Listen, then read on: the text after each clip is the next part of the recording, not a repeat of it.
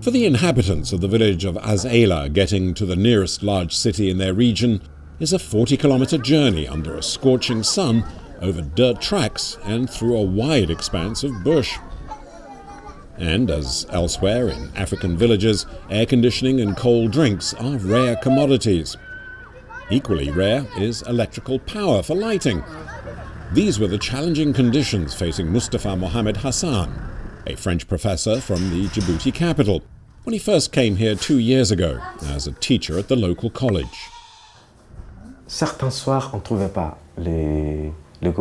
On some nights, we were told there wasn't enough kerosene to power up the generator. It was difficult.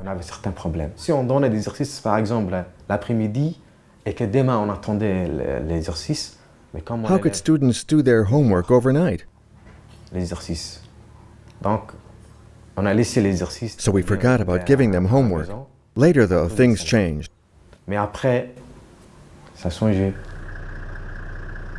What changed everything is the solar power plant in the village and all the power lines that were connected to some of the houses and businesses, like this shop.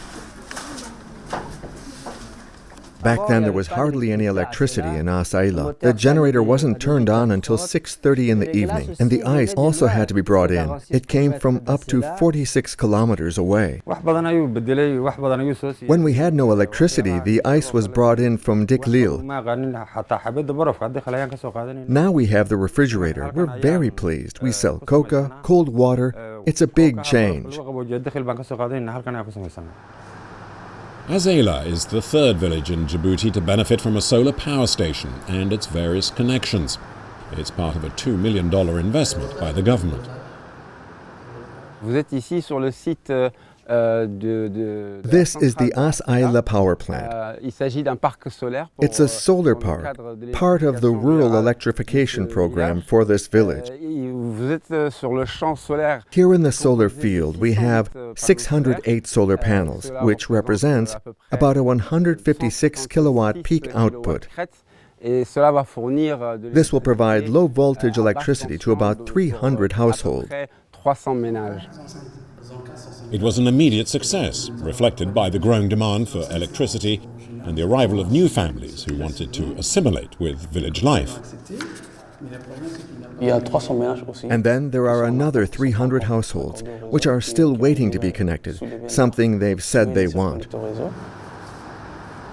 The plan is to increase the plant's capacity to meet growing demand and so satisfy everyone. Because you know, in Djibouti, electricity is a huge strategic and social issue. Neighbouring Ethiopia's hydropower resources provide up to 60% of the country's energy needs through the power lines that connect the two nations. It's something that has helped resolve the age-old problem of electricity supply. Many households are now on the grid and have access to the most basic needs, such as lighting and air conditioning, and at affordable rates. By opening up the energy sector to attract investors, the government is relying on renewable energies to reduce its energy dependence and meet the growing demand for electricity. Djibouti can use and exploit this renewable energy to first meet our own energy needs. As you know, energy is a strategic benefit for any nation.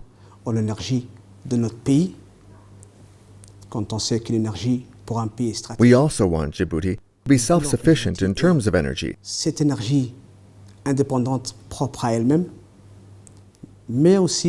And for it to be abundant and inexpensive for our citizens, as well as for the industrialization of the country. To reach those goals, key asset lies below the surface of the volcanic landscape near to Lake Assal. Underground is the East African Continental Rift, which stores an invaluable and energy-rich supply of hot water and steam. Seawater flows into the open fault that runs from south to east, generating intense heat, and with water temperatures between 80 to 100 degrees. So the probability is that these areas provide a geothermal reservoir that can be exploited. After 2 decades of trial and error, Djibouti is very close to reaching its goal. Recent drilling has been funded by the international community and is promising. This site, along Lake Assal, includes 3-directional drilling, 2,500 meters down, in a reservoir among volcanic rocks, with water temperatures reaching an estimated 300 degrees centigrade. Production could begin by the year 2020. We are not going to limit ourselves to just 1 or 2 drillings. We are working on projects with a dozen boreholes. The sources are there and are confirmed, so we have to attract the necessary investment to be able to produce energy. These energy sources are expected to expand to the rest of the country, alongside a World Bank finance program to provide 100,000 people, 12% of the population, with electricity. Supplying electricity is also about turning around the economy in neglected rural areas such as Az-Aila. The grid was modernized and improved, as well as the installations in people's homes, where energy-saving lights and ventilation was installed. Consumption has really increased, and we can see economic life has recovered. Djibouti has recently presented 8 new rural solar power plant projects to the Green Fund, and is currently working on setting up a 60-megawatt wind farm, the first in the country.